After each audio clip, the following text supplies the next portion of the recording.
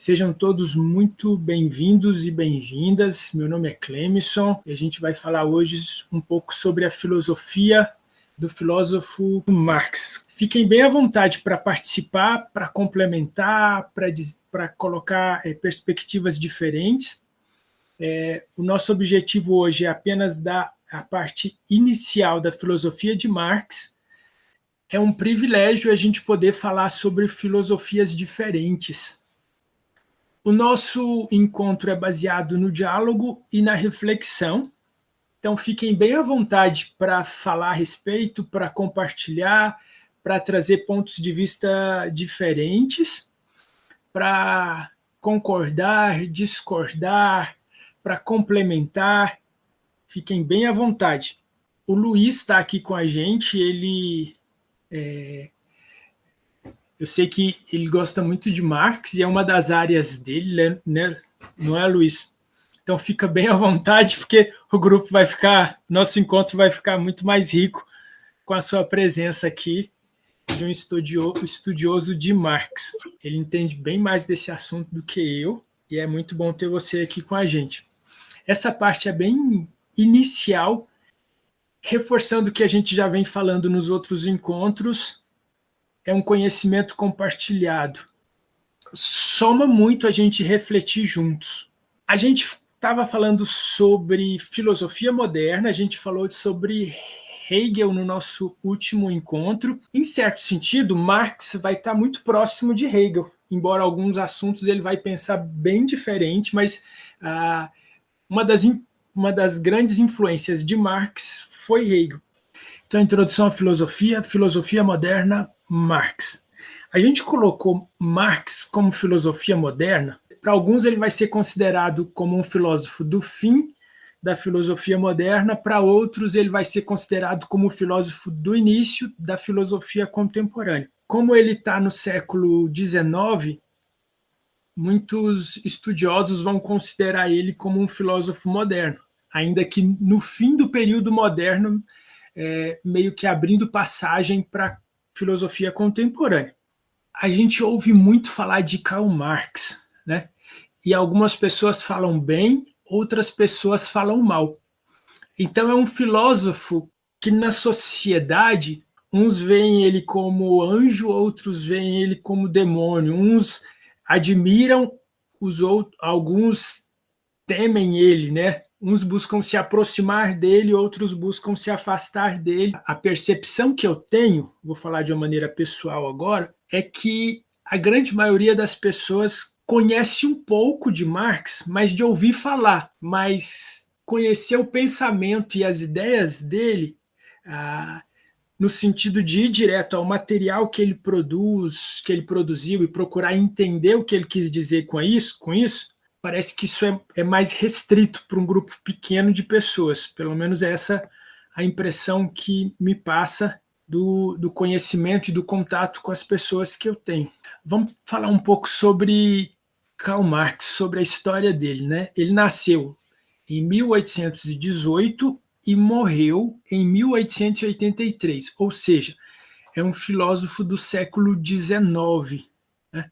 Nasceu no início do século XIX e faleceu no final do século XIX. E o século XIX é um século recheado de muitos acontecimentos marcadores da história da humanidade nesse período de transição. E isso pensando, principalmente analisando a sociedade e o sistema que a sociedade está sendo gestado, né, e que, por sinal, já deu início a ele, que é o sistema capitalista. E nesse século XIX já aconteceram duas revoluções industriais, que foi a primeira Revolução Industrial, 1760 a 1840, e a segunda Revolução Industrial, que foi de 1850 a 1914. Ou seja, Marx ele pegou uma parte da primeira Revolução Industrial e uma parte da segunda Revolução Industrial. Então, assim, a efervescência que a humanidade estava vivendo naquela época, dentro do contexto em que Marx estava inserido, era um período de transição e era um período assim estava acontecendo muitas coisas. O estilo de vida das pessoas estava sendo mudado por uma série de questões. E a Revolução Industrial, ela vem trazendo pontos positivos e pontos negativos. Fala-se muito da humanidade estar vivendo nesse período, e que, de certa forma, era comum haver períodos de fome e de muita privação, né? De recursos e de necessidades básicas para o ser humano. Então, a Revolução Industrial, a falta de comida e de tantas outras coisas, era uma dor muito forte na sociedade, na humanidade de modo geral. A Revolução Industrial ajuda muito nesse sentido, né, mas, ao mesmo tempo, o bom observador, ele não vai olhar só o ponto positivo ou ele não vai olhar só o ponto negativo. Ele vai buscar fazer uma análise do que está acontecendo. E, nesse sentido, o sistema capitalista é o sistema que está imperando, que começa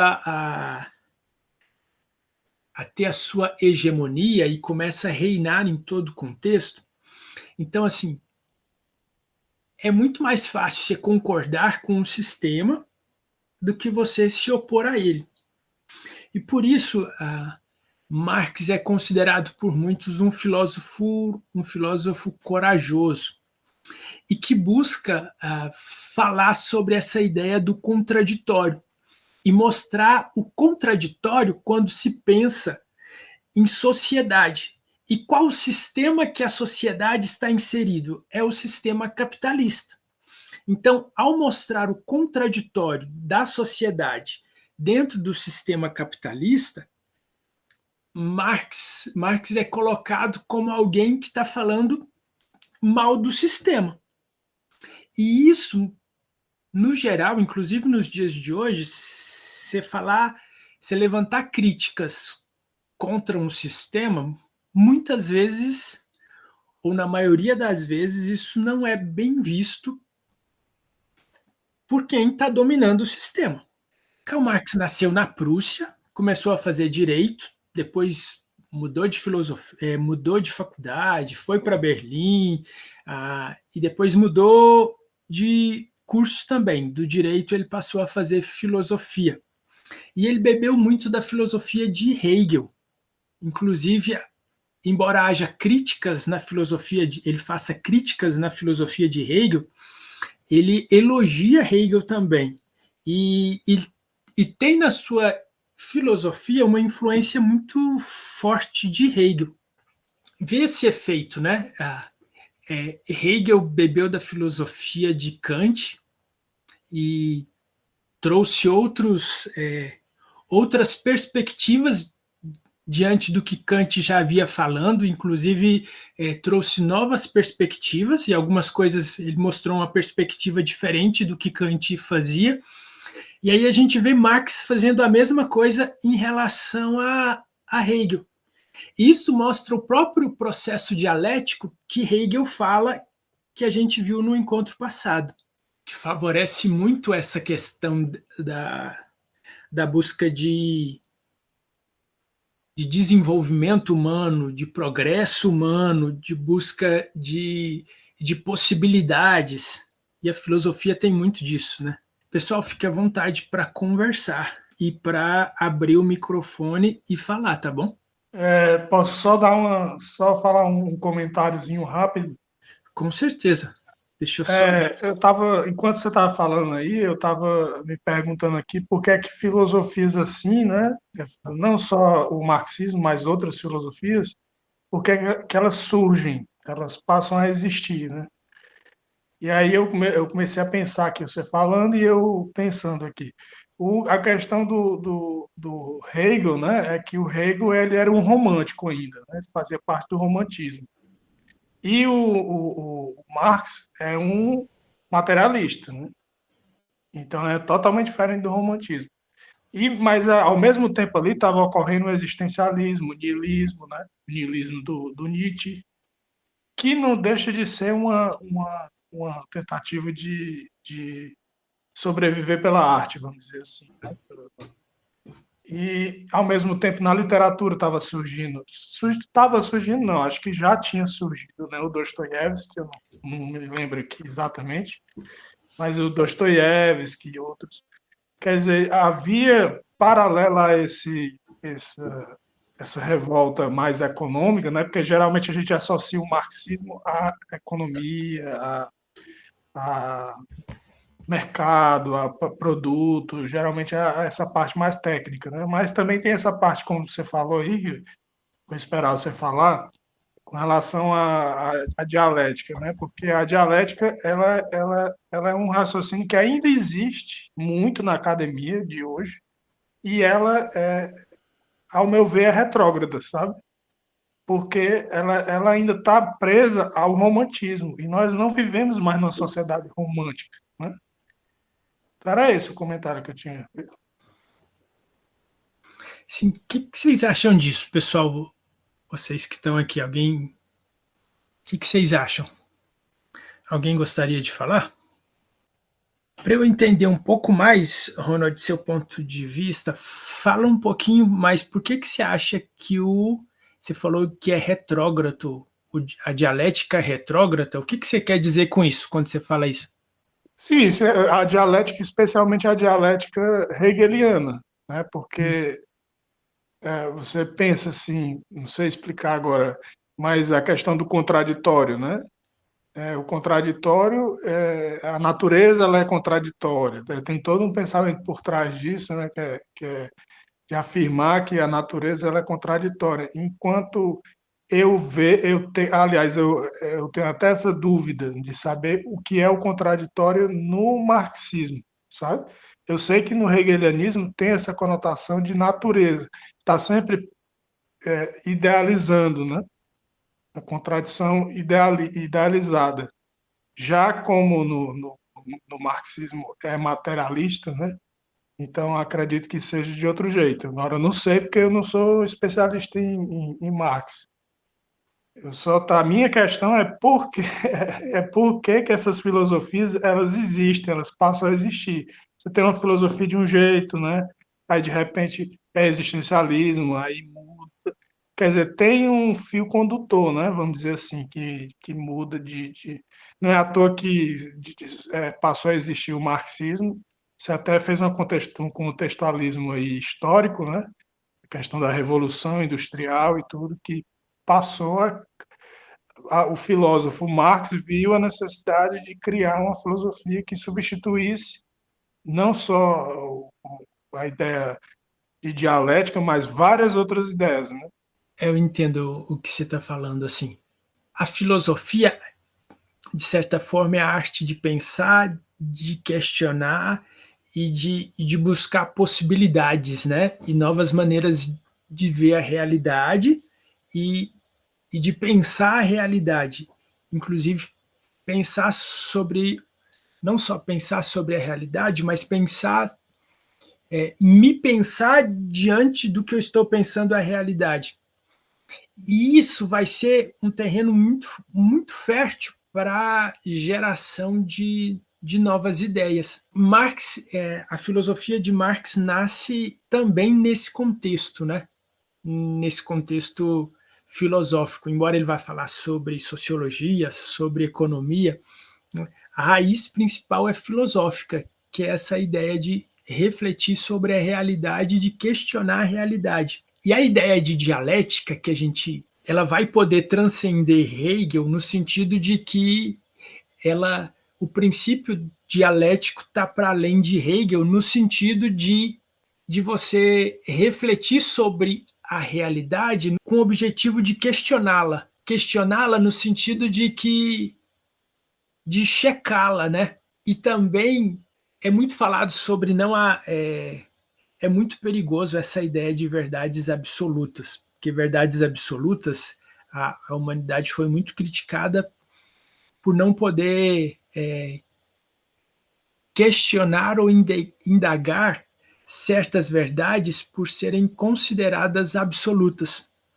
Mas se uma verdade é verdade, ela pode ser questionada, inclusive para ela poder ser afirmada, reafirmada. Inclusive também dentro do processo de própria explicação e esclarecimento daquilo que se diz como verdade. E na perspectiva da ideia de Hegel, ele vai usar a dialética para buscar refletir a própria realidade e aquilo que ele considerava como verdade. E aí Marx chega nesse contexto para mostrar uma perspectiva diferente. E ele começa a mostrar uma perspectiva que é colocada diferente do que Hegel fazia. E é bem diferente do que Hegel fazia, embora ele vai inverter, embora vai ser parecido, porque ele vai pegar alguns ingredientes que são semelhantes, só que aí ele vai inverter o que Hegel disse. E é muito interessante isso, porque isso traz pontos de vista diferentes. Pontos de vista diferentes me faz buscar entender melhor o que as semelhanças e as diferenças das coisas, inclusive, me faz olhar para além do meu próprio mundo. Por isso que estudar Marx é pensar um pouco fora da caixa, é pensar um pouco fora do sistema ao qual a gente está inserido. E às vezes é difícil a gente pensar fora sobre algo que está internalizado, que a gente nasceu naquilo. E aí a gente vai falar um pouco mais sobre isso no decorrer, mas é interessante isso que você falou e cabe muito essa reflexão. Pessoal, alguém aqui, quem quiser falar alguma coisa, complementar alguma coisa, eu vou voltar para a apresentação aqui, mas fiquem à vontade para abrir o microfone e falar. Então, Cleiton, é meu objetivo, assim, inclusive. Mas tudo em Marx é muito polêmico, você sabe disso e já disse, inclusive. Então, não quero estar polemizando algum pedaço de fala. Mas quando manifestarem as dúvidas ou as certezas, talvez aí eu possa contribuir em algum ponto específico. Enquanto isso, eu estou aqui aprendendo com você. Exemplo, para mim foi muito importante a percepção da linha do tempo e Marx ter vivido a transição da primeira para a segunda Revolução Industrial. Na primeira, ele estaria com 22 anos, então ele ainda estava cursando, né, filosofia e tal. Ele vai se interessar pela economia política já nessa transição para a segunda Revolução Industrial.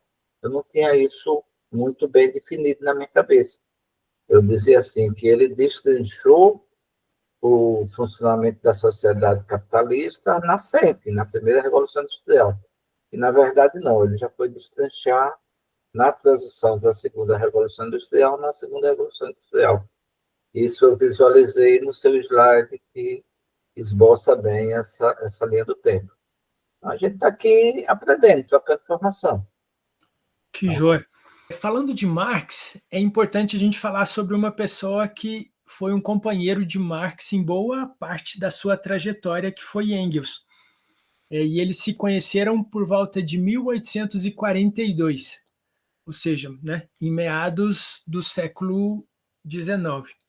E eles se tornaram amigos, inclusive Engels foi colaborador intelectual com Marx em várias obras. E, além disso, Engels foi mantenedor de Marx também, porque Engels era de uma família rica e ele ajudou Marx financeiramente para que Marx pudesse se dedicar à produção das suas obras, à escrita filosófica, e, inclusive, parte desse trabalho teve a colaboração intelectual do próprio Engels, que também era filósofo. E o que eu estava falando anteriormente é essa questão das relações humanas, né? E assim, quando pessoas se unem por um objetivo, como isso é potencializado, que se não fosse a ajuda de Engels, talvez muito do que Marx escreveu não teria sido escrito. e inclusive a própria colaboração intelectual de Engels no processo, somando força nessa ideia de pensamento, de reflexão e de complementar, né, ideias e perspectivas. E o quanto isso é interessante, né, o quanto isso tem valor e o quanto é bom a gente pensar sobre isso diante da realidade em que a gente está inserido. A importância de somar força. E aqui a gente está falando de 2 pessoas, mas imagina aumentando mais pessoas. E nessa ideia de sociedade, não tem como pensar em sociedade isolando o homem, pela própria ideia de que o ser humano é um ser gregário, ou seja, é um ser social, né, que nasceu para viver em sociedade, assim, né, de modo geral. E a filosofia de Marx, ele é um filósofo, mas a sua filosofia ela acaba ela extrapola para outras áreas do conhecimento humano, porque Marx busca olhar a visão do todo. A gente está numa época em que a especialização é muito valorizada. E às vezes a pessoa ela se especializa em algo muito pequeno para ela buscar estudar muito aquilo para se tornar o melhor daquilo. Tem suas vantagens isso? Tem. Só que corre o risco de você perder a visão do todo. E Marx, ele buscava muito essa visão do todo, pensando na sociedade, o que envolve a sociedade e as suas relações. E ao pensar no ser humano como ser social, porque vive em sociedade, era o contexto que a humanidade, que os homens vivem, né, de modo geral, pensar no todo faz com que, filosoficamente, ao você pensar no todo, isso vai redundar para as outras áreas do conhecimento. Por quê? Porque tudo está interligado. E se eu perco esse elo de ligação das coisas, é como um prédio. Se eu desmereço uma coluna, ainda que não seja instantaneamente, mas esse prédio, o descompasso da estrutura desse prédio pode ocasionar a destruição desse prédio. Ou ainda que ele não seja destruído, ele vai ser muito comprometido naquilo que envolve o seu todo, né, no seu potencial. E nesse sentido, interligar as coisas é muito importante, porque senão corre o risco de algo que eu considero como verdade, analisando uma parte, não corresponda à verdade quando isso é analisado diante do todo. Algo que parece bom se eu analiso algo exclusivamente especializado, pode não ser bom quando eu olho o todo. E Marx chama atenção para isso quando se pensa no bem da sociedade como um todo. Por exemplo, a gente toma remédio. E às vezes pensar que o remédio é bom para algo, eu estou fazendo um tratamento do joelho, né? E o médico disse que eu tenho que tratar e cuidar do joelho, senão eu vou ter que operar do joelho. Mas o tratamento que eu vou fazer para o joelho não pode pensar exclusivamente no bem do joelho, sem analisar o todo, porque se comprometer o todo, não compensa aquele tipo de tratamento, porque está tudo interligado. E nesse sentido, vai a sua crítica para o capitalismo. Você pode repetir essa última frase que você falou e que eu não entendi? Como é que se prejudicar o seu joelho, prejudica o todo, é isso que você quis dizer? É no sentido de que, dependendo do remédio que eu tomar, pode ser que ele beneficie o meu joelho, mas me prejudique numa análise do todo. Entendi. Então, por isso que algo que é tido como verdade, quando eu olho para uma parte isolada, pode não ser necessariamente algo que é tido como bom. Quando eu analiso algo isolado, pode não ser o que é bom para o todo. E se não é bom para o todo, o joelho faz parte do todo. Então, o joelho também é comprometido. Então, seria essa ideia racional de que, pela própria lógica, pensar no bem do todo é pensar no bem da parte. É por isso que a importância de ver que tudo está interligado e buscar pensar uma visão mais ampla. Embora a gente está É o que chama de saúde integral, né? Chama de saúde integral. É pensar no todo. Pensar no todo. A gente está numa sociedade e na Revolução Industrial as coisas começam a ser muito especializadas e nos dias de hoje ainda mais ainda. E corre-se o risco da gente perder a visão do todo. E aí, o que é um dos perigos disso? Deixa eu sair da tela aqui que eu queria ver vocês, senão eu não vejo. Deixa eu parar a apresentação, depois eu coloco de novo. Qual que é o perigo disso? De perder a visão do todo? Porque aí a própria parte é comprometida e não apenas o todo. Então, até por questão de inteligência, pensando numa parte específica, analisar o todo é mais inteligente, até de certa forma sendo egoísta, entendeu? Porque não é muito inteligente eu colocar a parte acima do todo. Então, assim, pensar sobre isso é um exercício intelectual muito relevante, né? Porque, assim, a sociedade é indispensável. Então, eu preciso pensar que tudo está interligado para que a sociedade seja sociedade, porque a ruína da sociedade é a ruína do indivíduo e do próprio ser humano, assim como a ruína de mim como um todo é também a ruína do meu joelho. E às vezes, como a gente está num processo de muita especialização, corre o risco da gente perder a visão do todo. Por quê? Porque o foco está na especialização.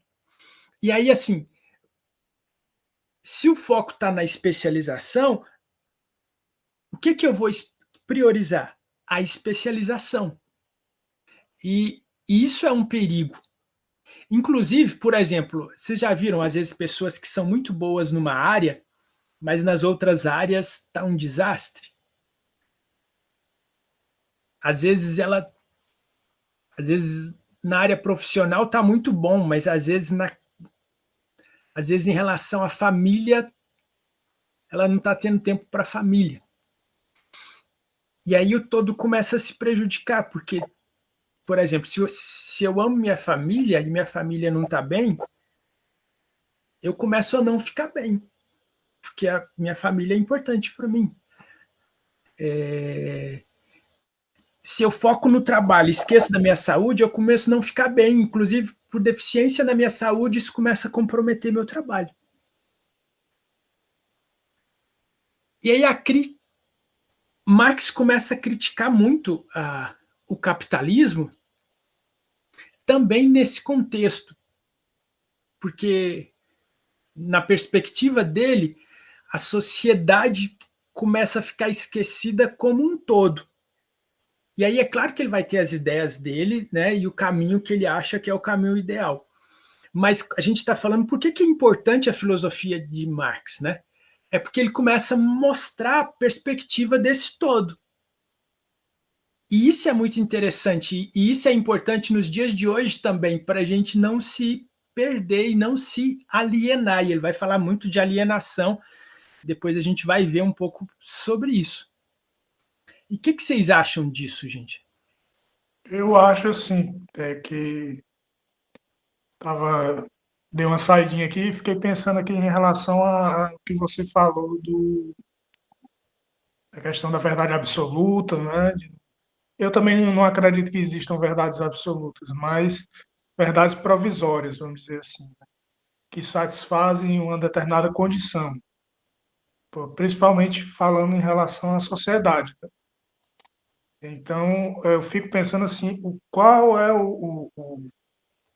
a vantagem, vamos dizer assim, do marxismo hoje como sistema político, como sistema econômico, como forma de pensamento, porque assim, a gente pode filosofar aqui à vontade, né? A gente pode ficar aqui não sei quanto tempo filosofando, mas enquanto sistema político, né? Enquanto sistema econômico, qual é a vantagem, né? Porque, porque as pessoas confundem também, que eu vejo muito, que dizia assim, não, porque a Rússia foi comunista. Não, peraí, vamos com calma. O fato da Rússia ser totalitária, aí o Luiz pode me corrigir, se o fato da Rússia ser totalitária não tem nada a ver com o comunismo. Porque o comunismo em si, ele busca a totalidade e não o totalitarismo.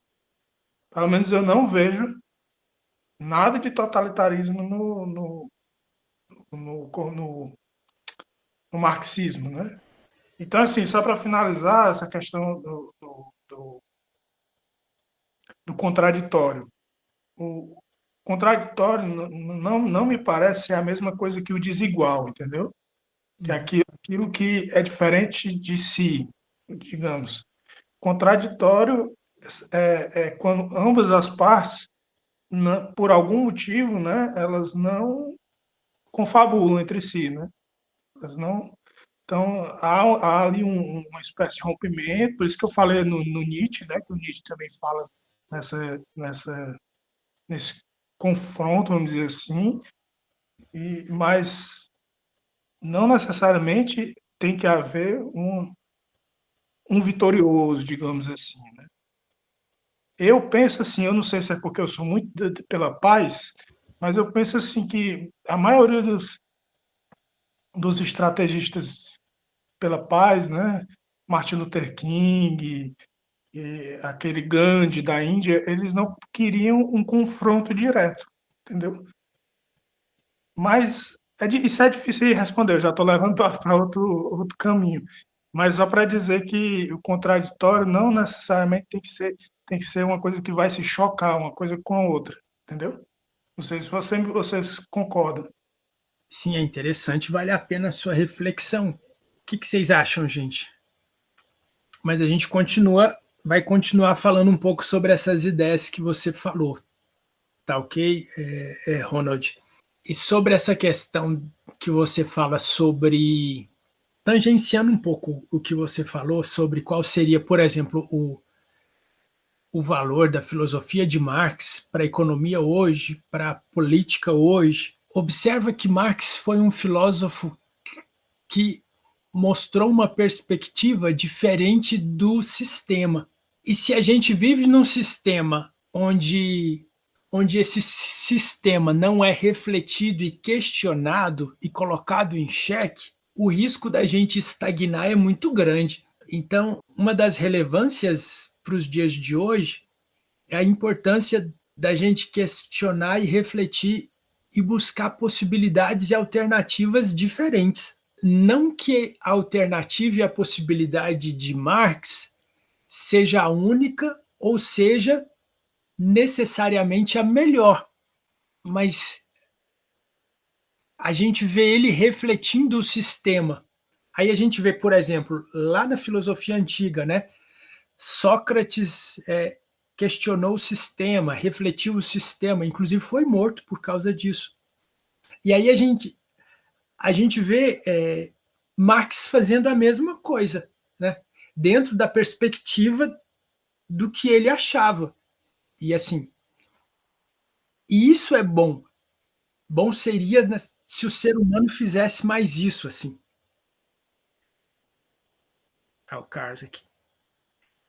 Seja bem-vindo, Carlos. A gente está falando um pouco aqui sobre a filosofia de Marx e fique à vontade para conversar, para complementar, questionar, dar exemplos, tá bom? A gente estava apresentando alguns slides, aí a gente parou para falar sobre alguns assuntos aqui do que a gente estava apresentando para trazer as ideias para reflexão. Agora a gente vai voltar para os slides, mas fique à vontade para abrir o microfone a qualquer momento e falar, tá bom? A gente estava falando sobre Engels, a filosofia de Marx que buscava essa visão da sociedade como um todo e acaba trazendo benefícios para a sociologia, a economia. Marx faz uma análise, né, da economia com base no sistema vigente capitalista, pensando nessa importância, como a gente já vinha falando, o fato dele fazer uma crítica, uma reflexão, concordar com o sistema vigente é fácil. Agora, pensar diferente dele, mas fazer isso de uma maneira racional e filosófica é um desafio bom para qualquer pessoa e que vai redundar em benefício para todo mundo. Isso é uma das importâncias que eu vejo em Marx. Fiquem à vontade se você, né, do legado e do valor dele, né, para a sociedade. Fiquem à vontade, porque ele vai mostrar essa questão de uma nova perspectiva, pensando em algo que faz parte de quem o ser humano é, que é um ser social. E dentro desse sistema que o ser humano está no período em que Marx analisa. E ele não analisa exclusivamente o período que ele está, porque ele vai olhar um pouco sobre a história da humanidade para fazer esse paralelo, esse passo a passo, até chegar no período atual, que é o capitalismo. Então é bem interessante esse processo que ele faz. Não é simplesmente falar eu discordo, né? Ele discorda mostrando a posição dele. E isso é interessante, isso é algo muito bom da gente fazer nos dias de hoje, quando a gente concordar ou discordar. Eu concordo, mas concordo por quê? Eu discordo, mas discordo por quê? Qual é a minha base para concordar ou discordar de algo? Outra importância de Marx, da sua contribuição para a humanidade, para a filosofia, para a sociedade, é nessa perspectiva do que a gente está falando, né? Se eu concordo ou se eu discordo, por quê? E nesse sentido de mostrar a contradição do capitalismo, a sua discordância com o capitalismo, ele vai fazer uma crítica, mas não é simplesmente uma crítica de reclamar ou de criticar por si só. Ele vai fazer uma crítica sistematizada do capitalismo, ou seja, é uma crítica intelectual, filosófica. E isso é muito bom para os dias de hoje, isso é muito importante, inclusive para o próprio desenvolvimento da ciência e do crescimento do desenvolvimento humano. E tem uma frase do Nelson Rodrigues que eu acho muito interessante, que diz assim que toda unanimidade é burra. Ele fala essa frase porque se todo mundo concorda com algo, a gente pode desconfiar, que é muito bom a gente ver o contraditório das coisas, né? Aquele negócio que Hegel fala, que a gente viu, né, no encontro passado, a questão da tese, antitese e síntese, porque de posicionamentos diferentes, de contradições, eu começo a entender melhor as coisas e poder tirar aquilo que eu acho que tem relevância. Por isso eu considero interessante essa frase, né, essa reflexão de que toda unanimidade é burra. A gente precisa pensar um pouco isso em relação às nossas próprias coisas, né? E até em relação àquilo que eu acredito, assim. Se aquilo que eu acredito não se eu não aceito ser questionado em algo e eu levo para o lado pessoal, eu preciso questionar um pouco, né? Assim, porque eu ser questionado em algo me faz, às vezes, entender melhor o que eu acredito, ou às vezes entender algo que esteja errado, que seja parte daquilo que eu acredito. Não necessariamente que o todo seja errado, mas às vezes tem uma parte que não está bem ajustada. Por que a crítica é importante, né? Para além de Marx, por que a crítica é importante? por essa questão, que inclusive eu já falei anteriormente, né, do que Hegel fala sobre a dialética, da tese, antitese e síntese, né? Como parte, essa dialética que é traduzida por Hegel assim, tese, antitese e síntese, Hegel coloca como parte do ser humano, embora não necessariamente com essas palavras, mas faz parte do refletir humano, né, do racionalizar, do questionar, e essa questão do crescimento e do desenvolvimento humano. Né? Para eu sair de uma situação para ir para outra situação, eu vou precisar ver o contraditório no sentido do diferente e analisar o diferente. Tem uma frase mais ou menos assim, não sei se eu vou lembrar agora, se alguém souber, não espere resultados diferentes fazendo as mesmas coisas, alguma coisa nesse sentido. É por isso que questionar e pensar a realidade, buscando ver por outras perspectivas, ajuda no desenvolvimento humano e no crescimento humano. E isso vai refletir no crescimento da sociedade, para além do crescimento individual. Agora vamos pensar um pouco assim. Marx foi muito influenciado por Hegel, mas ele vai pensar diferente, vai inverter algumas coisas do que Hegel falava dentro da visão que ele achava que era mais acertada, mais coerente, mais ideal. Hegel é tido como idealista, Marx é tido como materialista, mas ao mesmo tempo que ele é tido como materialista, ele estava buscando um certo ideal, né? Que era aquilo o melhor que podia se ter pensando em sociedade humana, diante da sua participação reflexiva diante da realidade do todo e da trajetória humana. Para Hegel, uma das diferenças dos dois é que, para Hegel, as ideias criam a matéria. Matéria aqui no sentido de realidade, né, daquilo que existe como produção humana. Para Hegel, as ideias criam a matéria, criam a realidade. Já para Marx, a matéria, a realidade, cria a ideia. Vê que Marx vai fazer uma inversão? Isso aqui já é tema para muita reflexão, de pós e contra. E o que isso significa e as inferências que isso vai ter para a nossa realidade nos dias de hoje. E aí, assim, o que Hegel estava querendo dizer quando disse isso? O que Marx queria dizer quando disse isso? Qual era a perspectiva e o ponto de vista de Hegel para falar isso? E até que ponto ele estava certo? Qual é a perspectiva e o ponto de vista de Marx quando fala isso e até que ponto ele está certo? Ou as duas coisas são complementares, mas se são complementares, mas qual que é o princípio da outra?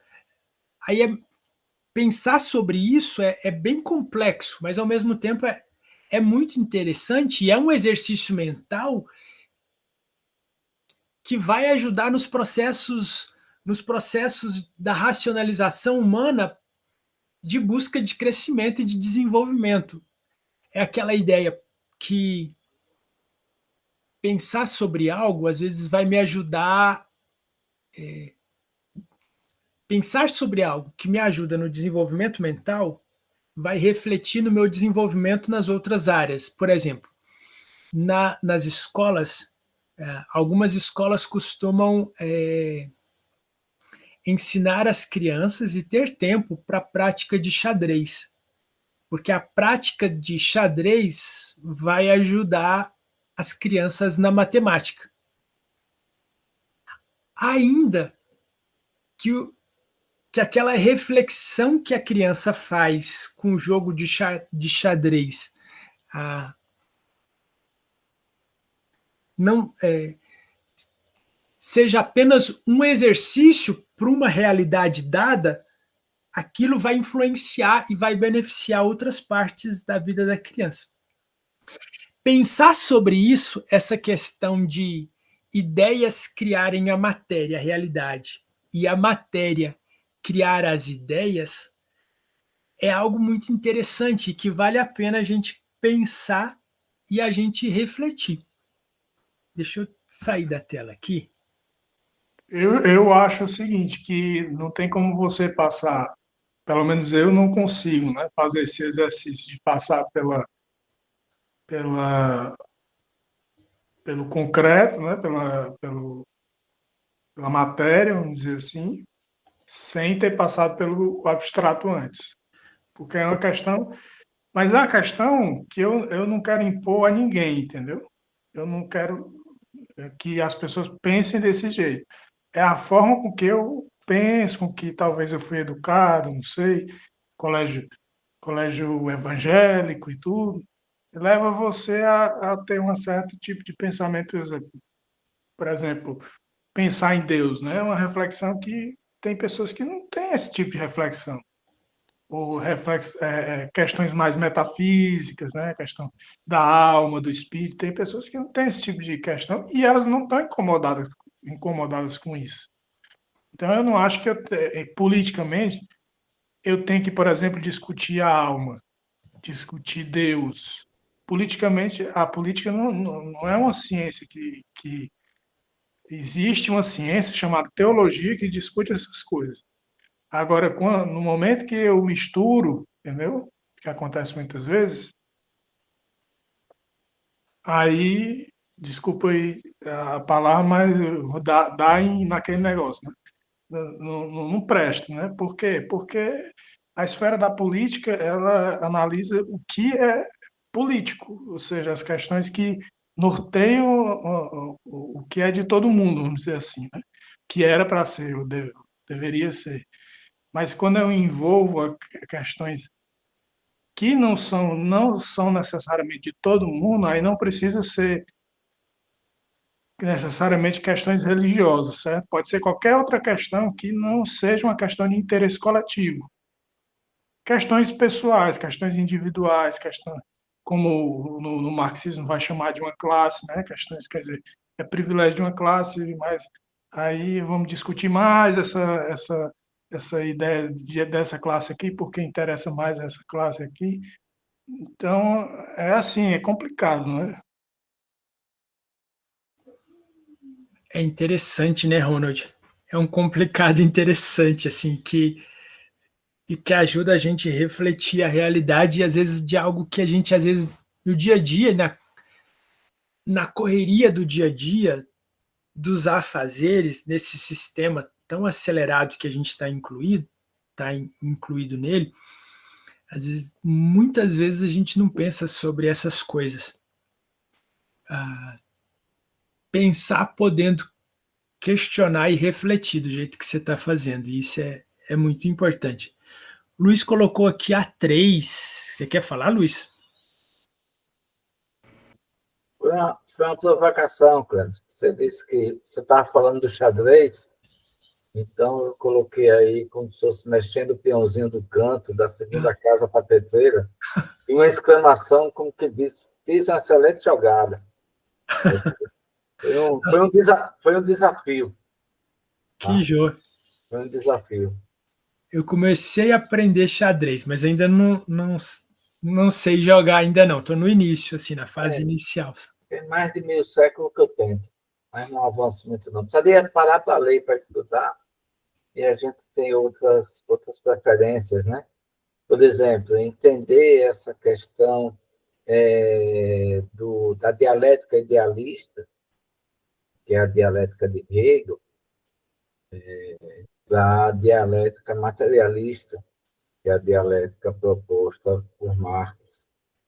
Marx também não propôs isso à toa, né? Não foi assim numa perspectiva idealista, não. Como é que eu estou pensando sobre isso? Ele analisou 7.000 anos de história da humanidade para perceber que a evolução do modo de produção se dava a partir de bases materiais anteriores. Então, no texto que eu publiquei recentemente, isso eu ia falar no final, mas eu vou antecipar logo, convidando para o grupo de estudo de Marx, que a gente está estudando esse texto. A gente vai ver o modo de produção atual, que é fortemente influenciado pela inteligência artificial. Como é que isso está afetando o mundo do trabalho, como é que isso está afetando o mundo do capital. Porque é uma constatação histórica. Nós vivemos em sociedade com classes sociais. Tá entendendo? Eu, por exemplo, vendo minha força de trabalho. Eu não sou dono dos meios de produção. E essa é uma distinção básica para se situar na sociedade. A inteligência artificial ela foi desenvolvida com base em uma tecnologia anterior. Foi a proliferação da internet, o barateamento do armazenamento de dados, do processamento. A internet surgiu com base em uma tecnologia anterior, vamos dizer, a televisão, o rádio, que veio surgir com base em uma tecnologia anterior, que foi a utilização do vapor, do carvão, tá? Que vem no processo produtivo sendo desenvolvido desde as comunidades originárias, que tem um mecanismo. Essa tecnologia atual ela está sendo base para outras coisas que estão vindo.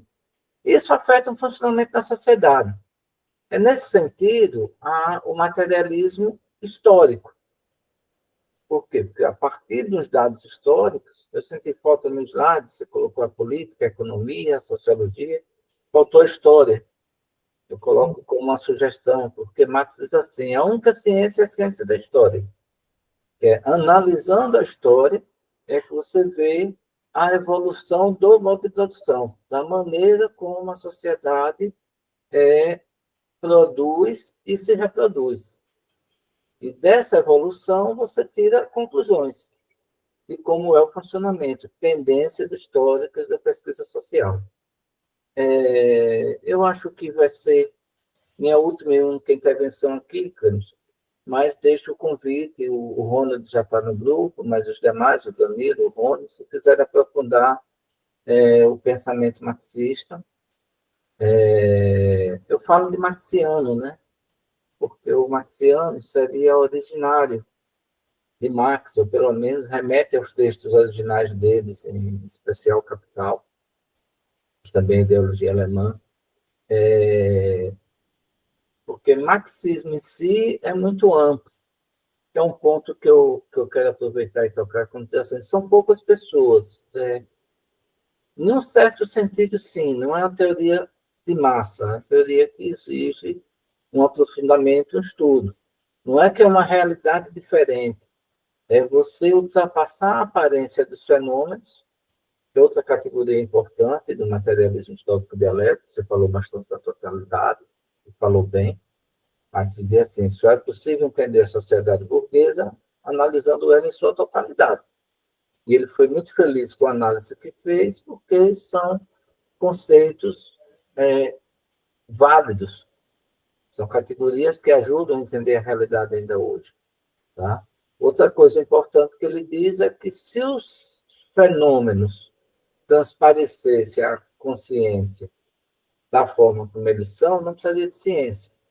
E a gente vê a aparência das coisas. Um trabalho de análise para ir além da aparência e encontrar a essência. Marx modelou a essência da sociedade burguesa no seu nascedouro, entre a primeira e a segunda Revolução Industrial. Coisa que os historiadores hoje dizem assim, não é possível você entender a história no momento que ela está acontecendo. É porque Marx entendeu. Ou na academia a gente diz, não, tem que fatiar, tem que fragmentar o conhecimento. Não, porque esse processo de fatiamento pode levar à alienação. Então, Marx trabalhou nele o processo de desalienação. Como? Estudando todas as matérias que eram necessárias. E, resumindo, que é uma só. Porque é a história que vai mostrar o momento em que há uma maturidade produtiva para o surgimento de determinadas ideias. E isso está dentro dessa reflexão que você puxou. Nós reunimos aos domingos, posso, Clêncio, fazer um pouco? Nós reunimos aos domingos, a cada 2, 3 semanas, o próximo é dia 9, vamos estar exatamente fazendo uma revisão sobre categorias do materialismo histórico dialético, tocamos em algumas agora, e de como Marx superou Hegel, de como Marx superou Feuerbach, trazendo elementos para os conceitos, para as categorias que ele já tem desenvolvido, e também abordando essa sucessão dos modos de produção para entender como se dá, vamos chamar de evolução da sociedade, e aí poder fazer alguns prognósticos. Eu não domino todo o pensamento marxiano, é uma obra muito vasta. Eu falo a partir do livro que eu escrevi, porque foi o processo do doutoramento. Aí aqueles temas eu aprofundo e debato, mas, assim, aleatoriamente não dá para discutir, porque cai no achismo. Isso eu acho que não deveria acontecer. Então, esse ponto é crucial, essa inversão epistemológica que Marx faz entre a dialética hegeliana, quer dizer, tem uma tese, uma ideia, tem uma ideia que é contrária, e do debate dessas ideias surge uma terceira. Marx vai mostrar que isso ocorre na história da humanidade no modo de produção. A diferença entre as relações de produção e os meios de produção. Os meios de produção, a tecnologia, ela tem uma tendência crescente de desenvolvimento. Tá? As relações de produção são mais estáticas. Elas não mudam fácil. Para sair do escravagismo para o feudalismo, foram processos conflituosos. O próprio escravagismo é uma coisa muito violenta. Tá? Para sair do feudalismo para o capitalismo, também foi um processo conflituoso. O capitalismo representou, e isso é Marx quem diz, um grande avanço para a humanidade, porque o capitalismo criou as condições objetivas para um aumento estupendo das tecnologias, do modo de produção. Do ponto de vista objetivo, tem condições de todo mundo comer e cada um ter um sapato. Tá? Porque isso é uma conquista que que o capitalismo trouxe para a humanidade. Tá? Mas, em algum momento, as condições produtivas são mais fortes e as relações de produção têm retrocedido. Por exemplo, uma forte retomada do trabalho escravo, trabalho equivalente ao escravo na atualidade, que se explica também por essa evolução tecnológica de que eu falei. Mas, enfim, fica o convite para a gente aprofundar esses debates, fica à vontade também, de fazer uma visita, você pode retribuir, com base num roteiro traçado e cientificamente definido. É isso. Obrigado pela oportunidade, viu, Clebson? Obrigado pela presença, Luiz. Fica à vontade, muito interessante isso que você falou. E você está certo, tem a história que ela tem que ser... Ela tem um valor muito grande para Marx, né? E é um ponto-chave na filosofia de Marx para que sua filosofia seja desenvolvida. E eu vou acrescentar a história naquele ponto lá. Pode ficar tranquilo. Outra coisa interessante, quando a Hegel vai falar de que a ideia gera matéria. E a gente vai ver muita reflexão disso, de ideias trazendo coisas à existência que não existiam. E, ao mesmo tempo, a gente vê das coisas que existem, a gente moldando essas coisas que existem para que outras coisas venham a existir que não existiam antes, né? A própria ideia da terra gerando barro, a gente fazendo barro, e do barro a gente fazendo um vaso. O vaso não existia antes. E, ao mesmo tempo, é como se a matéria criasse o vaso. É claro que passa o processo de racionalização, né, o processo de pensar, de refletir, de idear, faz parte. A diferença dos dois é porque Hegel vai partir dessa premissa da ideia e Marx vai partir dessa premissa do material, né? Eu fico pensando um pouco sobre a ligação dessas duas coisas, né? Por exemplo, a gente está no Brasil e a gente come arroz com feijão. E a gente gosta de verdura, né? Eu estou numa região onde eu fui criado comendo quiabo, e quiabo é uma iguaria para muitas pessoas da região onde eu moro. Mas tem outras regiões que não tem, que as pessoas não foram criadas comendo jiló e quiabo, por exemplo, né? E aí até essa questão do gosto que eu tenho, se eu tivesse em outra região, quem disse que eu gostaria de quiabo e de jiló, como eu gosto, entendeu? Então a gente vê a nossa presença material, a materialidade do contexto que a gente vive, formando muito das ideias que eu tenho. Por exemplo, a ideia de que eu gosto de quiabo e de jiló não existiria se eu tivesse no contexto que não existisse quiabo e jiló e que existisse outras coisas. Aí é muito interessante a gente pensar sobre essas coisas e a gente vê a gente tirar vantagem dessas possibilidades, né? Do que tanto do que Hegel fala como do que Marx fala em relação a essas coisas, assim. Tá? E a gente tentar refletir sobre algo para pensar um pouco sobre o espaço dessas coisas na minha concepção da realidade e, e da realidade propriamente dita, né? É interessante a gente pensar sobre essas coisas assim.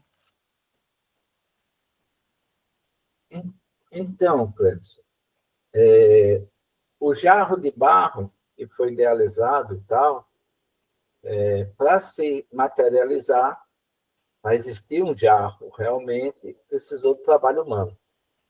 Esse é o ponto de Marx. Alguém pegou a mão no barro e produziu o jarro. E, a partir daí, você começa toda uma análise do processo produtivo da sociedade. O jarro, ele não se materializa por si só. Precisa do trabalho produtivo para produzir aquilo. Essa é uma pista. Aí você traz para a atualidade. Esse jarro poderia ter sido impresso numa impressora 3D. Você vai dizer, alguém programou a impressora 3D. Bom, mas a impressora 3D pode estar vinculada a um aplicativo de inteligência artificial que identifica uma demanda por jarro no mercado e automaticamente, vamos dizer assim, manda imprimir aquele jarro. Onde é que está o trabalho humano? O trabalho humano vai ficando distante com essas tecnologias. Mas, na pesquisa que a gente fez, ele ainda existe e é crucial, só que extremamente precarizado, porque a rotulagem do dado que vai treinar, alimentar a inteligência artificial é feita em regiões periféricas por pessoas altamente precarizadas. É uma criança que ganha um centavinho, precisaria trabalhar 700 anos para ganhar igual ao céu da empresa. Uma desigualdade se acentua nessa realidade atual de um maior potencial. Então, o que é que a gente pesquisou? Se o conceito de valor-trabalho, que é um conceito básico de Marx, o tempo médio socialmente necessário para produzir uma mercadoria, é o que faz a equivalência entre todas elas. A partir daí, ele desenvolve toda uma teoria. Se esse conceito que ele herdou, vamos dizer assim, dos economistas clássicos, é válido nesse momento atual. Partindo da hipótese de que não era, mas chegando à conclusão de que sim, ele continua válido, mas ainda mais invisibilizado. Eu vi de gente assim, importante, dizendo, olha, bom mesmo é o robô, porque trabalha 24 horas por dia, 7 dias por semana, e não corre risco de entrar com a reclamação trabalhista.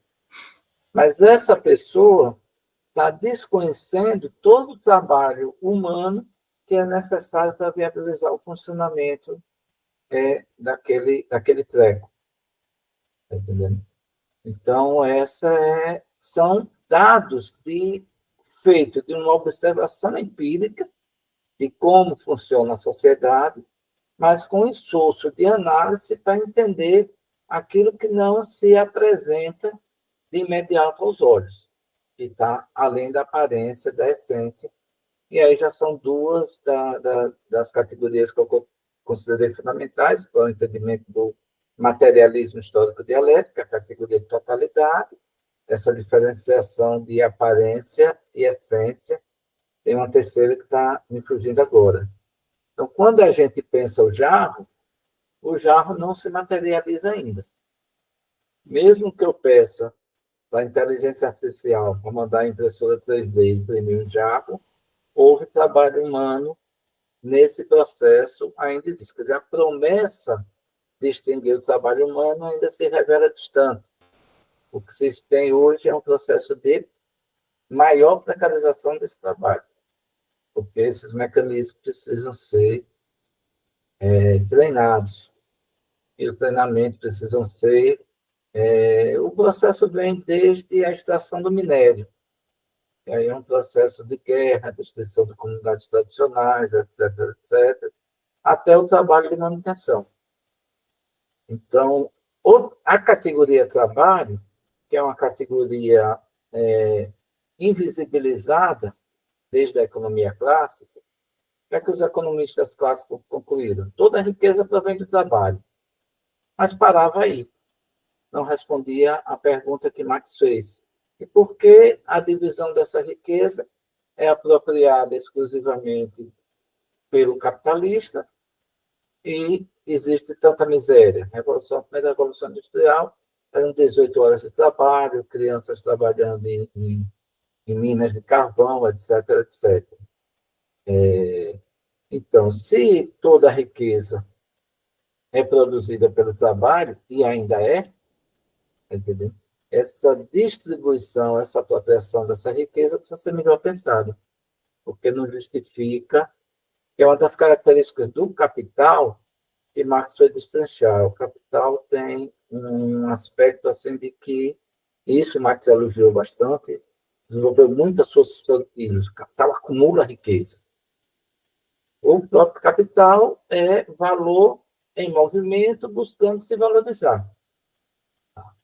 Tem os conceitos bem definidos. Marx é primoroso nessa questão de definir tudo minuciosamente.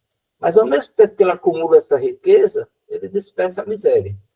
Destruição ambiental, fome, desemprego, destruição dos modos de vida tradicionais, originários, etc., etc. Então, esse processo de imensa acumulação, que hoje a gente, o conceito de classe social fica assim, né? O que está visível às pessoas leigas é o bilionário, tá entendendo? Que quer ir para Marte, porque está promovendo a destruição da Terra, e uma quantidade de desalentados imensa. Desalentado é aquela pessoa que nem procura mais emprego porque ela já não tem. Por exemplo, quem vive na lixeira há 3 gerações é quase uma subespécie. Não vai arrumar um emprego nem sequer de motoboy, de Uber. Então, entender o funcionamento da sociedade capitalista, que só foi possível pelo método criado por Marx, ele é essencial. Por quê? Porque a sociedade capitalista permanece. Então, aquela análise ainda é válida hoje. Agora, não é uma leitura fácil, porque ele escrevia para os filósofos. Eu tento traduzir no meu texto para lideranças de movimentos sociais, de sindicatos, tornar acessível.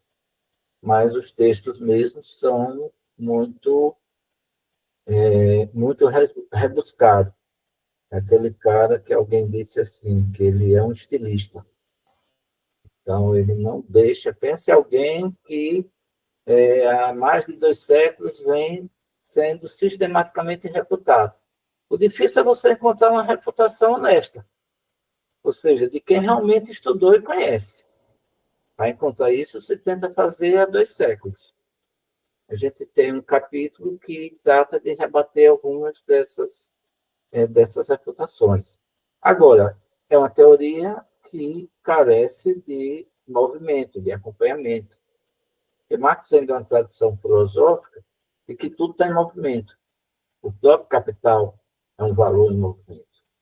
E a sociedade capitalista está em movimento. Então, aqui você tem novas tecnologias a cada momento e, ultimamente, de uma forma mais acelerada. Então, acompanhar esse processo para atualizar e poder adequadamente, de forma eficaz, intervir nesse processo é um desafio grande. Eu foquei meus estudos nisso, em detrimento de tantas outras coisas que também seriam importantes. Mas porque vi que tem uma lacuna. Todo mundo está discutindo, por exemplo, hoje a inteligência artificial. A esquerda discute o embate das classes sociais, se faz análise de conjuntura internacional a todo momento. Mas a análise de conjuntura que tenha uma premissa, um pé nas mudanças na infraestrutura social, por que está votando? Por que tem tanta política pública que combate o trabalho escravo e o trabalho escravo só aumenta? É porque essas tecnologias colocadas a serviço exclusivamente de uma classe criam as condições objetivas para isso. Mas foi eu que disse que não ia falar, né? Isso abriria o capítulo das contradições. Tenho dito, muito obrigado de novo pela paciência comigo. É muito bem-vindo, Luiz. Fique à vontade aí para compartilhar. E é Meu interessante. amigo, Oi, Ronald, fica à vontade. pode falar, depois eu falo. Fala. Eu ia falar sobre o quanto é interessante a gente pensar sobre essas coisas e analisar perspectivas diferentes, né? Porque aí a gente tentar, tipo assim, o conhecimento o conhecimento, a nossa mente consegue produzir mais conhecimento e consegue refletir sobre os conhecimentos baseado e fazer uma ligação com o conhecimento que ela já tem e a gente poder buscar tirar proveito disso. Então é interessante a gente ver isso e a gente fazer essas coisas assim. Isso é algo que me chama a atenção, sabe? O que você ia falar? Fica à vontade. Eu ia falar o seguinte, quando eu falei a questão do abstrato, né, é porque, assim, a maioria dos nossos governantes, se a gente for analisar, não vou citar nomes aqui, mas principalmente nessa reforma tributária agora que teve, quer dizer, eles usaram o abstrato, né, porque cálculos matemáticos, eles são abstratos. Então, um governo ele não pode ser movido só ao materialismo, entende? A não ser que eu não esteja entendendo o que seja materialismo, né? Mas que é uma possibilidade bem grande. Mas assim, o que eu entendo assim que um governo ele também funciona com previsões, né, com cálculos. Então, não tem como você fazer previsões, por exemplo, se você pensa só assim, não, mas como articula sei lá, o mercado financeiro? Né? Como é que ele quer saber a parte prática, digamos, do mercado financeiro? Como muitas vezes a gente vai passando, não sei se acontece com vocês, a gente está assistindo alguma coisa, aí aparece uma propaganda oferecendo um curso de inteligência artificial que vai te ajudar a prever tal coisa. Só que aquilo ali é só a técnica, né? É só a técnica, não é o abstrato realmente, né? O abstrato está com o engenheiro de dados, o cientista de dados, aquele que é o analista, né? Ele vai fazer tudo isso. Então, eu acho que assim, eu não estou querendo criticar, não, eu não tenho, na verdade, eu não tenho suficiente estudo para criticar o marxismo ou o marxianismo, né? Mas eu vejo assim que ele precisa ser revisto. Do pouco que eu li, que não foi o Marx realmente, né? Eu li outros autores já derivados que eram marxistas também, mas o Marx mesmo de dizer assim, não, eu li o Hegel, mas quer dizer, o que eu conheço do Marx já é o Marx do contrário do Hegel, né? Então, assim, mas o que eu vejo é que, do ponto de vista prático, o governo ele precisa unir as duas coisas, a parte prática e a parte abstrata, né? Porque você vai ficar só em cálculos, em cálculos. Aí você implementa uma política tributária, vamos dizer assim. Aí depois, licença da palavra, 2 meses está lascado, né? Aí não tem condições, né? Entendeu? Sim, eu entendo um pouco do que você está falando, assim. E é desafiante, os filósofos têm muito o que eles querem dizer com o que eles dizem. O contexto deles é entender o contexto deles e as premissas para eles dizerem o que eles dizem é muito importante. Eu conheço pouco de Marx também, assim como de Hegel. Uma ideia que me vem do pouco que eu conheço, pensando nessa questão que você falou entre o abstrato e o material, é que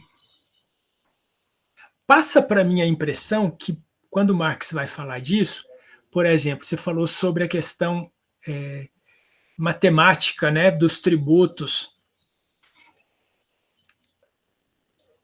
Passa a impressão, por exemplo, a abstração está inerente dos seres humanos, mas eu reconheço a abstração na materialidade, por exemplo. Ninguém me ensinou matemática e eu já começo a ver que eu tenho vários dedos, né? Eu começo a ver quantidade, né? Árvores, que são várias árvores. A ideia de vários, né?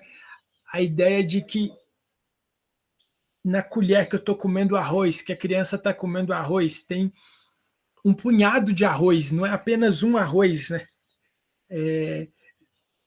Eu jogo bola, uma bola, mas tem as bolas de gude, que são várias bolas. Parece que Marx tenta dizer que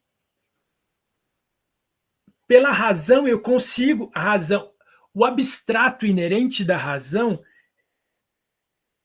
ele não vai existir no vazio. Assim como a gente mesmo, que é corpo, não existe no vazio nessa realidade que a gente está. E esse abstrato vai encontrar eco no material. Aí, para Hegel, parece que o abstrato encontra eco no material. E para Marx, parece que o, o material vai ecoar no abstrato que já é inerente a gente. Eu não sei até que ponto é isso. Inclusive, fiquem à vontade aí, Luiz e vocês outros, para falarem um pouco sobre isso. Mas parece que ter essas perspectivas, sabe? Assim, Cleverson, eu acho que é por aí o caminho. O que é que Marx se propôs? Se propôs a fazer uma análise daquele tipo de sociedade nascedouro. Você vai lá no mercado, na praça, e tem pessoas vendendo, tem pessoas comprando, tem concorrência de vendedores, tem concorrência dos compradores, e ele diz, olha, o que eu mais observei é que tem um imenso conjunto de mercadorias. Tá? Eu preciso analisar isso. E para fazer essa análise, o único instrumento que eu tenho é a abstração. Então, eu vou utilizar a mente da abstração para entender o que é que está acontecendo. Por que é que uns vendem, uns compram? Por que é que entre os que compram tem alguma concorrência? Por que é que tem concorrência entre os que vendem? E vou conseguindo identificar aí as funções, até chegar dentro da fábrica. Porque a fábrica era uma coisa misteriosa, a fábrica era propriedade privada. Hoje você tem um fiscal de trabalho que pode entrar lá para ver se as pessoas estão adoecendo, se as pessoas estão morrendo, se os direitos sociais estão garantidos. Mas na época não. Propriedade privada, aqui ninguém entra porque só entra aqui que eu mandar porque é meu. E dentro da fábrica tem um processo que aparentemente, e o termo aparência é um termo forte assim nos textos marxianos, você dentro da fábrica tem um processo aparente que é um processo contratual. Eu te contratei para trabalhar para mim mediante um determinado salário. Eu vou lhe pagar um salário e você vai trabalhar tantas horas por dia. Tá? Isso seria uma evolução em relação, por exemplo, ao modelo feudal, onde havia visivelmente uma exploração do homem pelo homem, e mais ainda em relação ao modelo escravagista, onde essa exploração era brutal. No modelo feudal, tinha exploração, tinha um aspecto brutal dela, mas ela era mediada por aspectos ideológicos, da religião. Você é livre para ficar na terra, mas a terra é minha, então tem que me pagar. Eu achava que era metade, mas eu descobri que era mais, 2/3 do que produzia. Tá? No capitalismo, ele é apresentado como um modelo jurídico, contratual, uma forma jurídica. Eu lhe contrato, está aqui o documento assinado, você vai trabalhar tantas horas e eu vou lhe pagar X. E isso indicaria uma relação de igualdade formal. Nós somos iguais porque você expressou sua vontade, eu expressei a minha. Então, Marx vai destrinchar esse processo para descobrir que exatamente naquele momento que estava havendo a expropriação, a exploração do homem pelo homem. Por quê? Porque a quantidade de horas trabalhadas terminava sendo superior, aqui eu estou entrando no conceito de mais-valia, terminava sendo superior à quantidade de horas necessárias para a manutenção e reprodução do operário. E havia um excedente, que era apropriado. E isso era, e ainda é, muito escamoteado na sociedade. Porque, às vezes, o trabalhador tem uma percepção intuitiva disso. Eu fui contratado para operar uma máquina que fazia 100 garrafas por dia. Agora a máquina evoluiu, a máquina faz 1.000 garrafas por dia e eu tenho que controlar 6 máquinas, uma correria. Então, eu recebia para operar 100, agora estou produzindo 6.000 e meu salário não aumentou. Está entendendo? Sim, mas aí a mais-valia ela é absorvida pela ordem jurídica, porque é a lógica do capitalismo. Mas você trabalhou mais de 8 horas? Não. Trabalhava as 8 horas, mas produzo mais. Aí é tido como tem um termo em latim, o jus postulandi, não jus variandi, é o empresário que vai coordenar o serviço para ele obter o máximo de lucro. Tá? Então, tem um processo de exploração e de expropriação. E isso vai a níveis cada vez mais exacerbados. Como eu dei o exemplo do multibilionário que não quer pagar imposto e do trabalhador terceirizado, quarteirizado, que atualmente se fala em fractalização, eu demoraria um tempo para explicar, que é extremamente precarizado quando não é escravizado. Porque a escravidão também se dá nesses processos de produção com alta tecnologia. Então, entender esse funcionamento, entender isso com bases filosóficas, bases históricas, bases sociológicas, etc., etc., foi um grande feito, que precisa estar sendo constantemente melhorado, atualizado. Mas ele parte de uma perspectiva de classe, que é a perspectiva do trabalho. Porque o economista clássico, que tinha a perspectiva do capitalista, ele concluía que toda a riqueza era produzida pelo trabalho, quer dizer, pelo trabalhador, mas não dava consequência social, consequência política para isso. Quem veio avançar nesses pontos foi Marx, superando o materialismo idealista de Hegel e superando a dialética idealista de Hegel e superando o materialismo de Feuerbach, que não considerava a história. Por quê? Porque o economista clássico, ele naturaliza esses conceitos. Não, porque eu sou o dono da fábrica. Não, porque eu preciso ter meu lucro. Tá? Como se fosse sempre assim. Só que não é sempre assim. Existe uma história. Existem modos de produção. Aquele modo de produção é característico de um determinado momento da organização da sociedade, que não é eterno, que não foi sempre assim e pode não ser no futuro. Esse, assim, um grande salto de perceber é o que alguns chamam assim de consciência da história. e permitir com que se tenha consciência do processo histórico, estudando o passado e traçando prognósticos para o futuro. Tenho dito de novo. Seja, fique à vontade, Luiz. Você falando sobre essa questão de ter consciência do processo histórico, alguns falam que o brasileiro tem memória curta e que isso é um dos perigos que faz o Brasil sofrer tanto, assim. O fato de, às vezes, a gente não lembrar do que aconteceu e acabar reelegendo algumas pessoas. Né? Esse diálogo é colocado na reflexão de muita gente. Assim, é interessante pensar sobre essas coisas. Pessoal, fiquem à vontade. Quem mais quiser conversar, se a pessoa não entendeu algo, se a pessoa quiser complementar, quiser trazer uma ilustração, uma reflexão, um exemplo, fique à vontade, tá bom? São 11h19, a gente está caminhando para o final, mas a gente não vai dar para a gente terminar toda essa parte introdutória, que a gente quer pelo menos citar e falar um pouquinho dos principais assuntos trabalhados por Hegel, mas a gente vai na terça-feira à noite falar um pouco dessas ideias. Deixa eu só desligar aqui, porque está no chamada de spam e fica tocando aqui, mesmo no silencioso, fica vibrando. Aí a ideia é que, como não vai dar tempo hoje da gente tocar pelo menos todos os pontos principais, na terça-feira à noite a gente fecha esses pontos, porque a gente precisa fechar esse ciclo logo. Tá ok?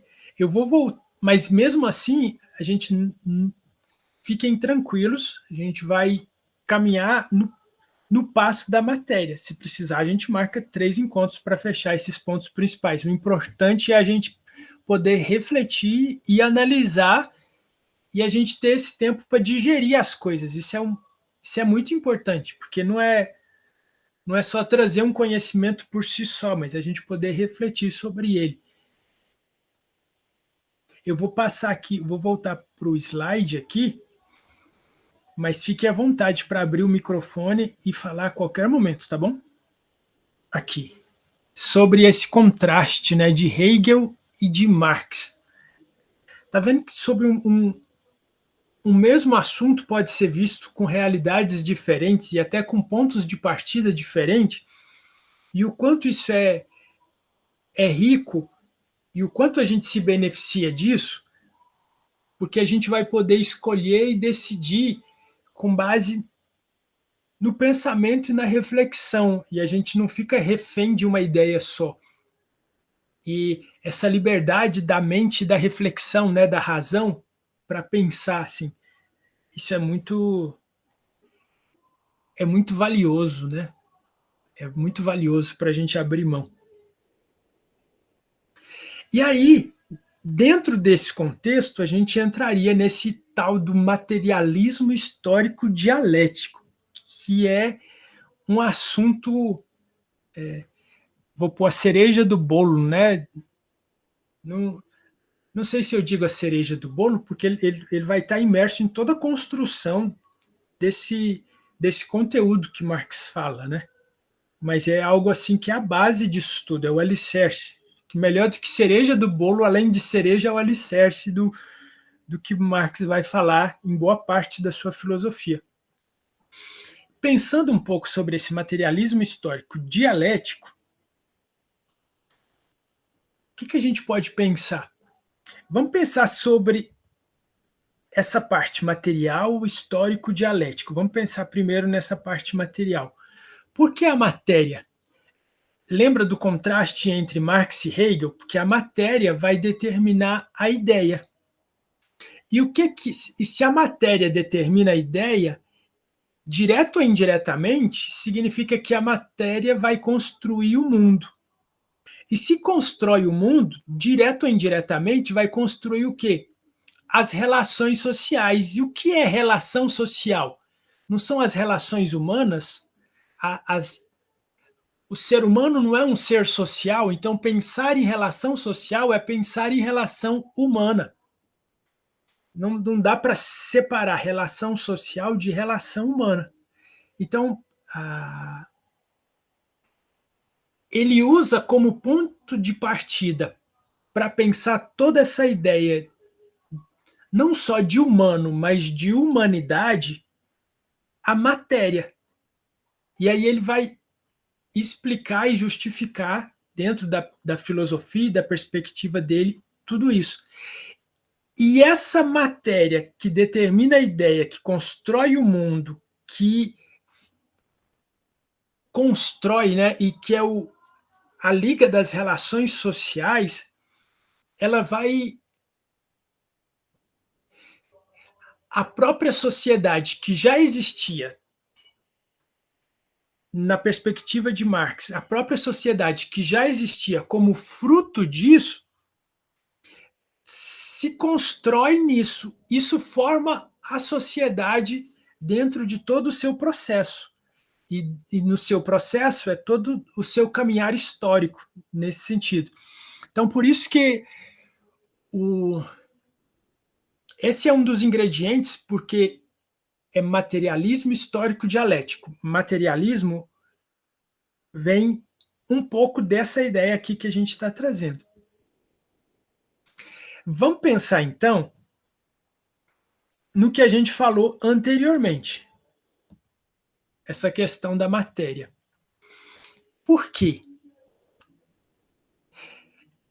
Marx vai dizer que não é a consciência que determina o ser, mas é o ser social que determina a consciência. E o que é esse ser social? Vamos voltar aqui. Esse ser social que a gente está falando aqui, que a matéria determina a ideia, que constrói o mundo, que constrói as relações sociais, se constrói as relações sociais, constrói o quê? O ser social. Então, ao mesmo tempo que eu digo que o ser humano é um ser social, esse ser social, ele não existe no nada. Ele existe construído em alguma base, e essa base vai ser geradora para o seu caminhar no decorrer da história, podendo ou não ter desenvolvimento, né? Às vezes pode melhorar ou piorar, muitas vezes, pensando no ser social e na sociedade. Nesse sentido, Marx vai dizer, e cabe aqui a gente refletir, parar pelo menos um pouco para pensar nisso, ele vai falar sobre consciência. E pensar sobre isso vai ser muito importante para depois a gente falar de alienação. Porque se eu não tenho consciência da minha realidade e a minha realidade está inserida numa realidade maior, a qual ela faz parte, se eu não tenho consciência disso, eu me torno muito mais suscetível a. Assim, a minha liberdade é muito comprometida nesse sentido, sabe? Parece que tem alguém querendo falar ou querendo entrar. Peraí que eu vou sair daqui, só para eu olhar aqui. Peraí.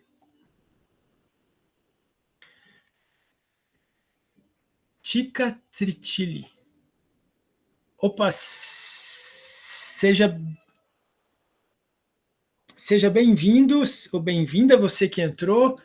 A gente está falando sobre Marx e fique à vontade para abrir o microfone e falar, tá bom? Compartilhar, tirar ideias, falar sobre dúvidas, concordar, discordar, trazer novas perspectivas.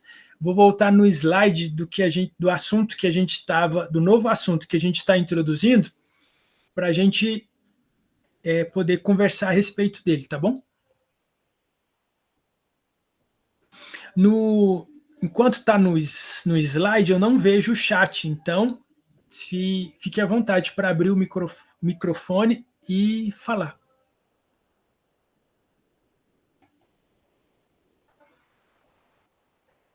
Eu já estou apresentando, é só eu colocar o slide. Deixa eu voltar aqui. Ele volta para o início, mas aí a gente vai lá onde a gente parou. Materialismo histórico dialético, a questão da matéria, para entender um pouco o que ele quer, pelo menos um pouco do que ele quer dizer com aquele materialismo lá. E aí ele vai falar sobre essa questão da consciência, que não é a consciência que determina o ser, mas é o ser social que determina a consciência. Porque esse ser social diz respeito a... É como se fosse, a grosso modo, o ser encarnado. É o ser que faz parte de um contexto. Porque fora de um contexto, como que eu vou analisar o ser? Porque a gente próprio, a gente se analisa dentro de uma estrutura que a gente nasce com ela. Que nessa realidade que a gente está inserido, é o ambiente. É como se fosse o ambiente, porque a realidade que a gente vive, inclusive a nossa própria realidade de existência, não existe no vácuo, não existe no vazio, pelo menos não nessa realidade enquanto a gente está aqui. Como era antes, ou como vai ser depois dessa realidade, é outra questão, mas aqui filosoficamente a gente está analisando essa realidade. E aí ele vai dizer que a consciência não determina o ser, mas é o ser social que determina a consciência. Isso é assunto que dá para a gente pensar e refletir sobre muita coisa. E eu trouxe aqui um exemplo. Trouxe ou trouxe? Acho que é trouxe. Eu trouxe ou trouxe? Alguma coisa nesse sentido.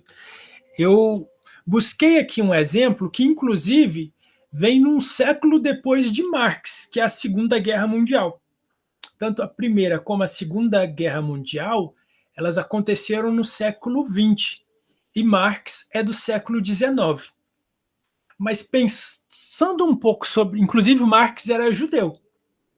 Pensando um pouco na Segunda Guerra Mundial e da morte dos judeus e das outras pessoas que morreram, que não eram judeus de origem judaica, vamos pensar um pouco aqui na questão da sociedade alemã.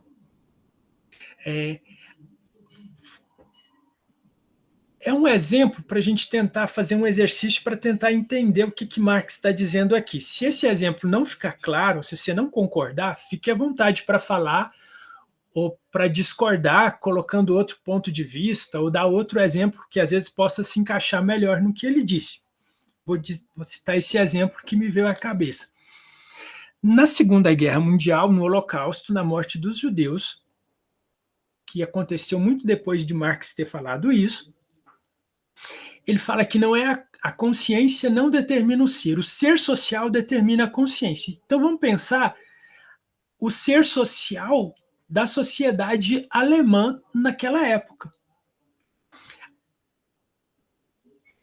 Me parece que para a consciência da sociedade, eu estou dizendo isso de modo geral, porque eu sei que há exceções. Eu sei que há alemães naquela época que não concordavam, que inclusive ajudaram os judeus fugirem, né, daquela situação e outras pessoas também fugirem daquela situação. Mas o ser social alemão, da sociedade alemã daquela época, a consciência deles parecia achar que era certo exterminar os judeus. Entende que parece que para a cabeça da sociedade... Eu não estou dizendo que isso justifica. Tem um ditado que diz assim, tem coisa que explica, mas não justifica, porque a escolha humana, o homem pode continuar escolhendo, né? A razão continua existindo, podendo questionar e refletir. O mérito que eu vou colocar aqui é essa ideia do ser social determinar a consciência, ou tem até um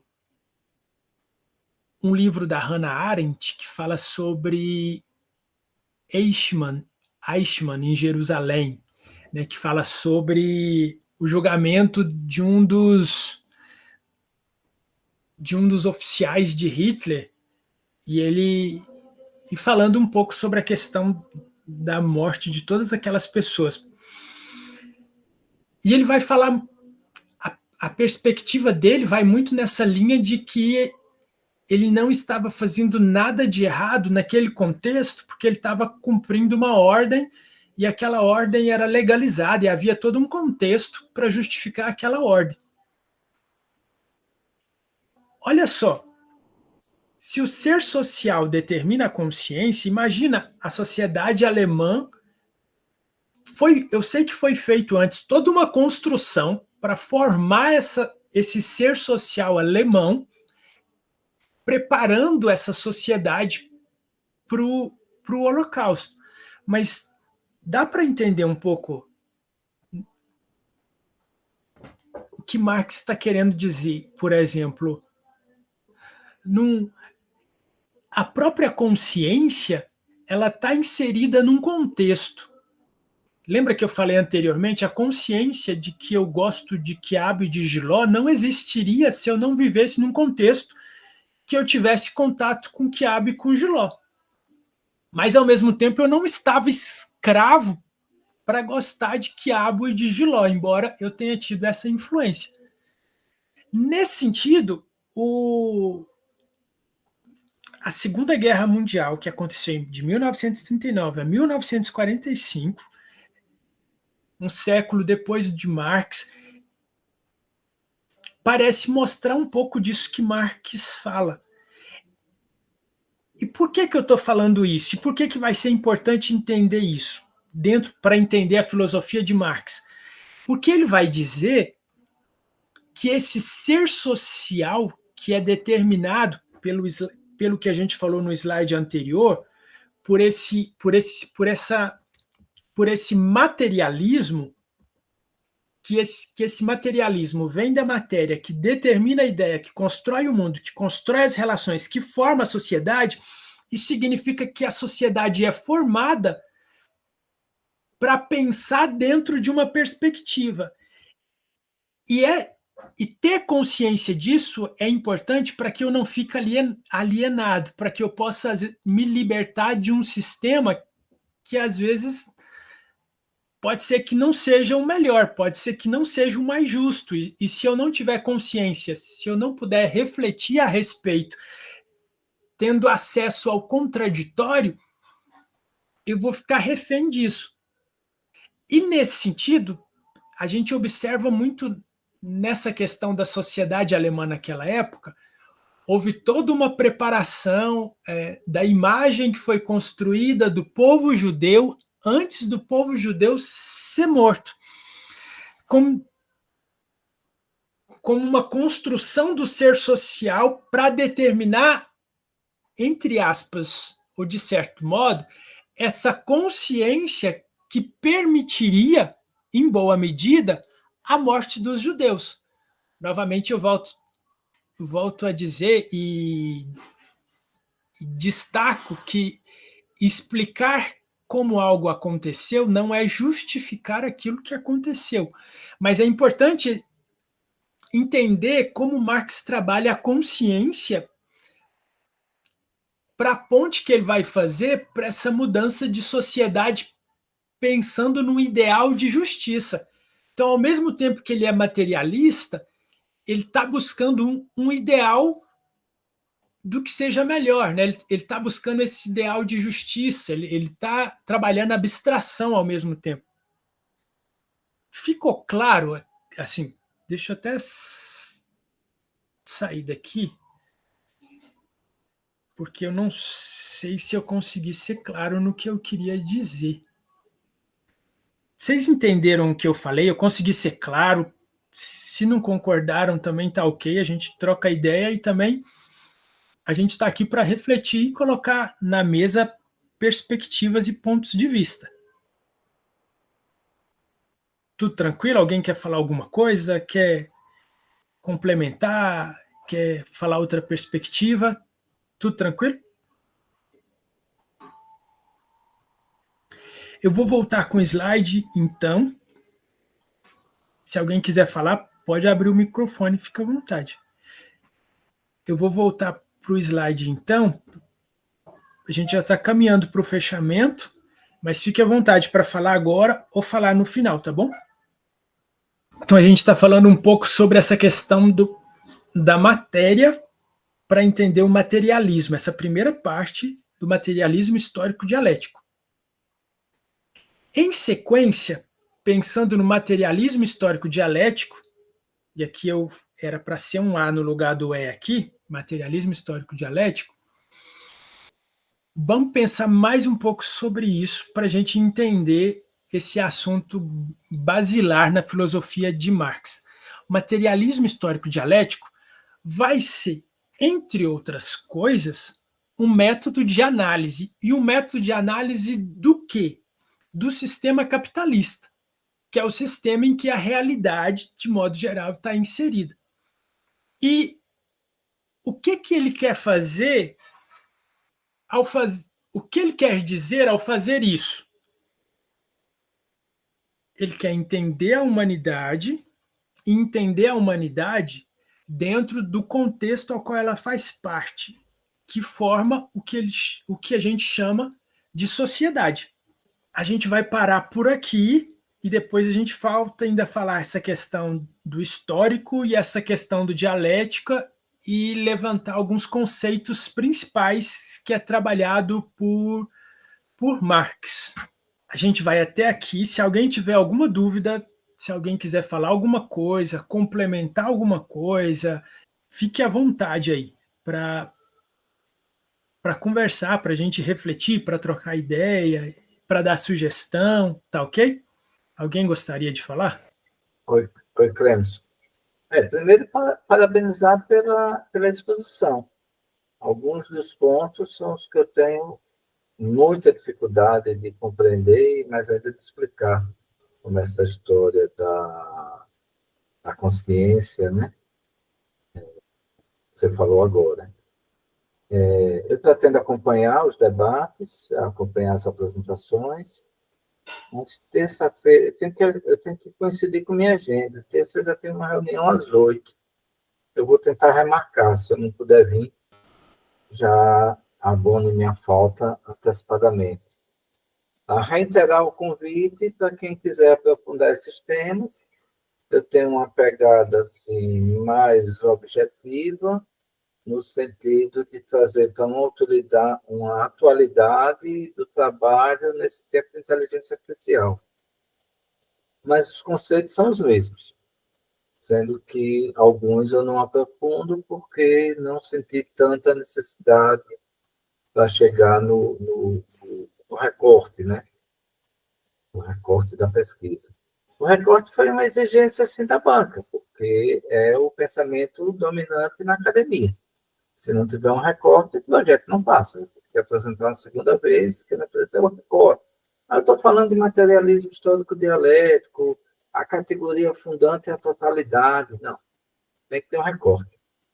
E aí eu criei um método de materialismo histórico com recorte para falar de um determinado conceito e tal. E aí isso terminou que me ajudou, porque, por exemplo, para escrever o Capital, o Marx levou muitos anos, agora, 10, 17, 20. E quando ele prometeu, até quando ele apresentou para a publicação, foram muitos anos, por conta de um perfeccionismo. Enquanto não tiver acabado, eu não apresento. Eu cheguei a argumentar isso com o meu orientador. Ele olhou no meu olho e disse: Marx não escrevia para a academia.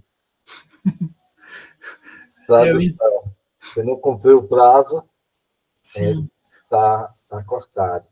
Então, eu, dentro dessa ideia de um recorte, fui trabalhando os conceitos que foram necessários para poder dizer se a ideia de valor-trabalho que Marx se apropriou é válida hoje e concluir que é. Nesse caminho, a gente fez um desenho com diagramas da análise essencial de sistemas, explicando a pesquisa social de Marx. Porque eu peguei outros autores que tenham desenhado, mas desenhos assim meio que... Como é que eu digo isso? Dizendo, da cabeça do cara. Entendeu? e resolvi fazer um desenho com critérios científicos, que são desenhos usados em análise de sistemas, pegando a ideia de que Marx era um analista.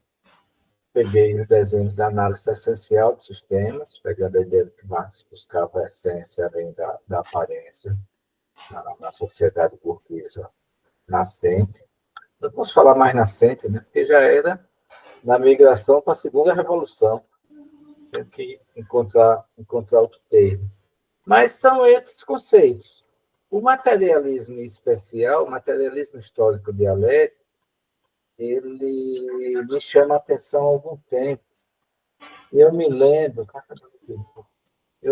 que eu estava acompanhando minha filha mais velha, ela estava em Lisboa, não tenho certeza agora, ela estava se preparando para fazer um mestrado sobre políticas públicas.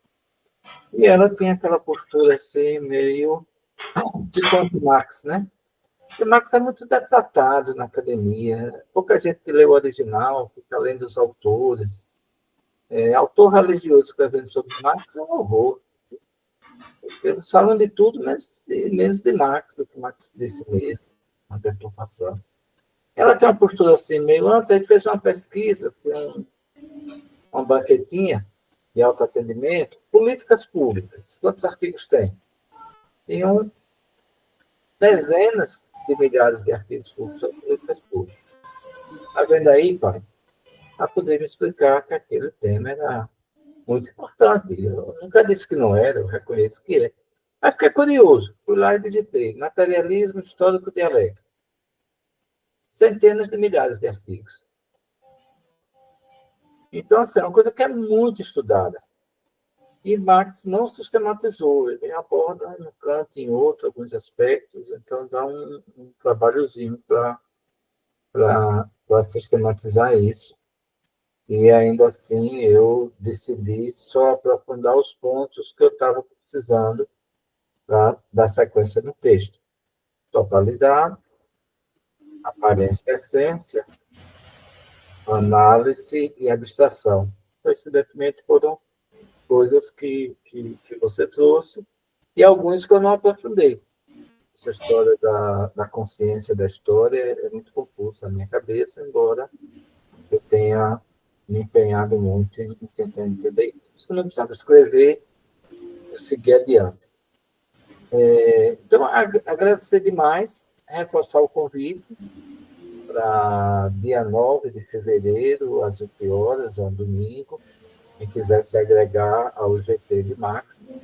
E me veio uma coisa assim de a gente estar encontrando os pontos de interseção para aprimorar essa experiência. Para mim foi muito rica.